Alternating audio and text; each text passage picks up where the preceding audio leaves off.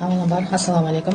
Men mana shu kompaniyaga kirishimiz sababi birinchi davleniyam baland bo'lib yurardi. Birinchi o'zim ichib ko'rdim, rezultatini ko'rgandan keyin mana shu kompaniyaga kirdim.